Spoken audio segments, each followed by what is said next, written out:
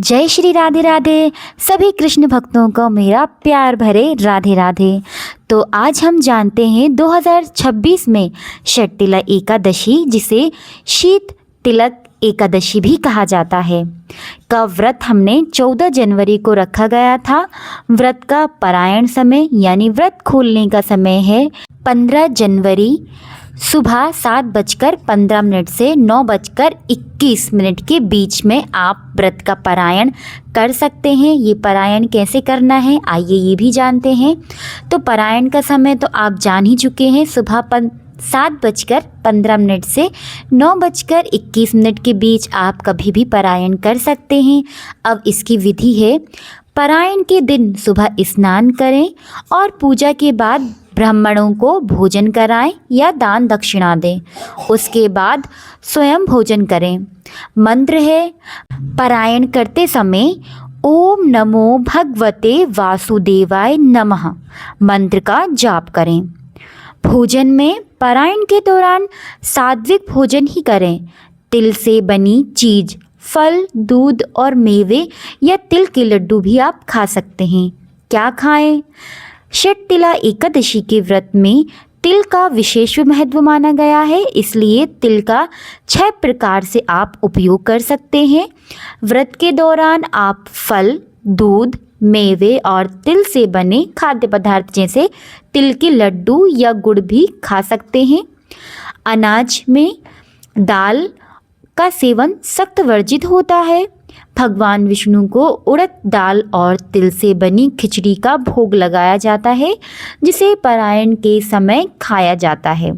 आइए अब जानते हैं तुलसी पूजा कब करें और कैसे करें। तो षटतिला एकादशी का व्रत 14 जनवरी 2026 को था। इस दिन भगवान विष्णु की पूजा में तुलसी के पत्ते अवश्य चढ़ाएं, क्योंकि तुलसी दल के बिना कोई भी भोग अधूरा माना जाता है। एकादशी के दिन तुलसी के पौधे को छूना या पत्ते तोड़ना वर्जित माना गया है, इसलिए तुलसी के पत्ते व्रत से पहले एक दिन पहले यानी दशमी तिथि यानी 13 जनवरी को ही तोड़ लेनी चाहिए।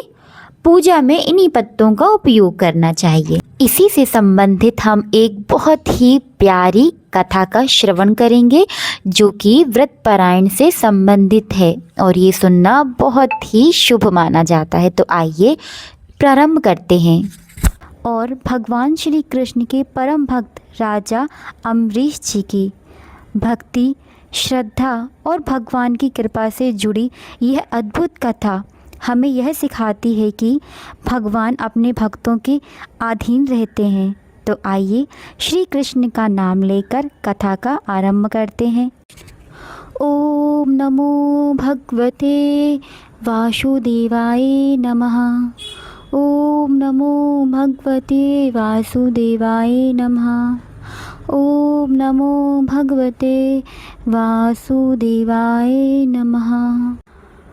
बहुत समय पहले अयोध्या नगरी में एक राजा थे, राजा अम्बरीश जी।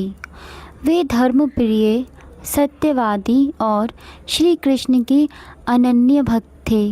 राजा अम्बरीश जी का जीवन पूरी तरह भगवान को समर्पित था। वे प्रतिदिन तुलसी की सेवा करते, हर कार्य करने में अर्पित रहते और विशेष रूप से हर एकादशी का व्रत रखते। एक बार राजा ने निर्जला एकादशी का व्रत किया। अगले दिन द्वादशी पर पारायण का समय आया। उसी समय महान तपस्वी दुर्वासा ऋषि जी उनके महल में आए।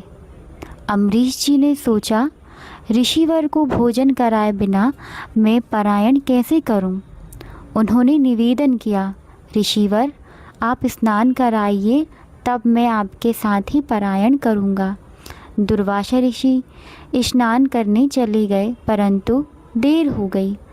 पारायण का समय निकल रहा था। राजा धर्म संकट में पड़े थे। यदि पारायण ना करा तो व्रत भंग होगा और यदि कर लेते हैं तो अतिथि का अपमान होगा। अतः उन्होंने तुलसी जल का आचमन कर लिया, क्योंकि जल ग्रहण करने से व्रत का पारायण